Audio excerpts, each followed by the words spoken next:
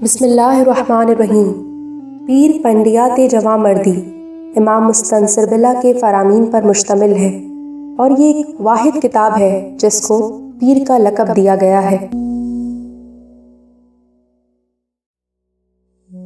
حضرت مولانا مستنصر باللہ علیہ السلام نے فرمایا،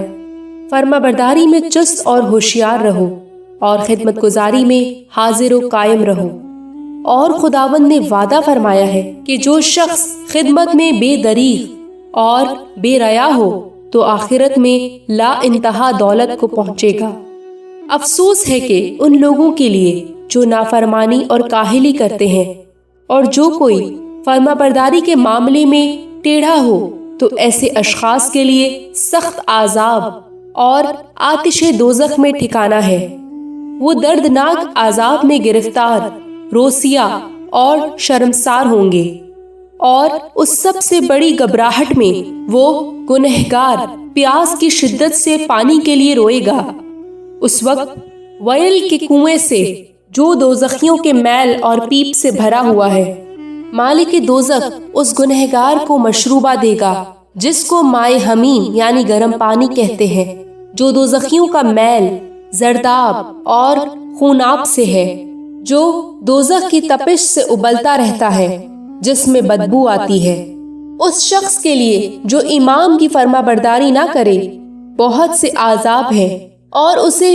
خوشی نہیں ملے گی، پس نافرمانی، تکبر اور غرور سے کنارہ کش ہو جاؤ اور دیکھو کہ تکبر اور غرور کے سبب سے کیسی حقارتیں، مسخرگیاں، خواریاں اور مشقتیں عزازیل کے سر پر آ گئیں،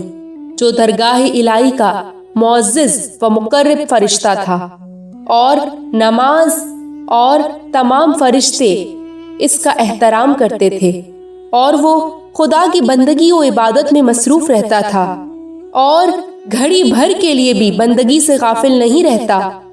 اس اثنا میں لعنت کا ایک طوق معلق دیکھا گیا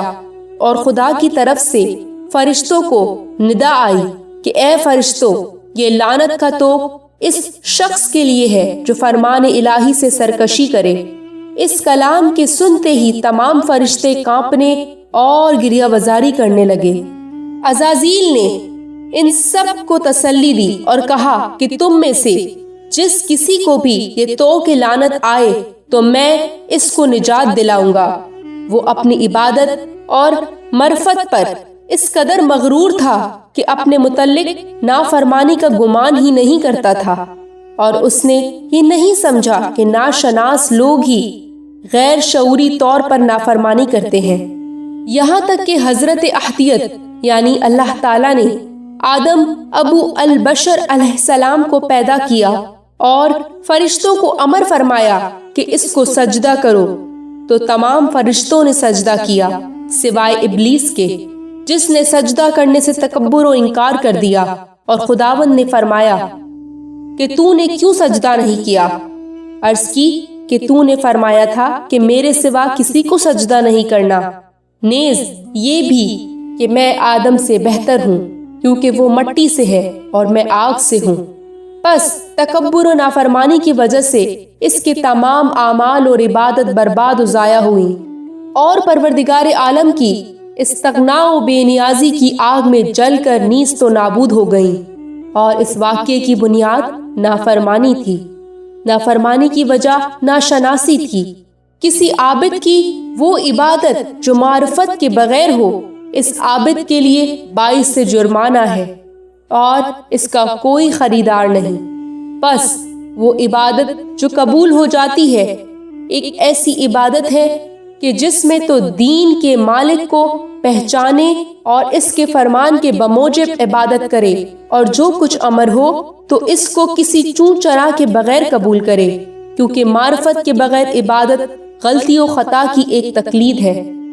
ہر چیز اور ہر شخص کی تقلید میں غلطی و خطا واقع ہوتی ہے، اور جو شخص تقلید میں رہے تو وہ توحید میں نہیں پہنچتا ہے۔ بس حقیقی مومن وہی ہے جو امام وقت علیہ السلام کی پیروی کرے، اس کے امر کے لیے منتظر رہے، جو کچھ زمانے اور امر کے مالک علیہ السلام فرماتے ہیں اسی کو سنے اور عمل کرے۔ اور اسے اپنے مال واجبات ٹھیک طرح سے دینا چاہیے، اور ہر رات سوچے کہ مجھ پر کچھ مال واجبات باقی بھی ہے یا میں نے سب دے کر ادا کر دیا ہے، اور اگر اس کو یاد آئے کہ مال واجبات میں سے کچھ اس کے مال کے درمیان اور اس کے ذمے میں باقی ہے تو وہ اسے فوراً ادا کر دے،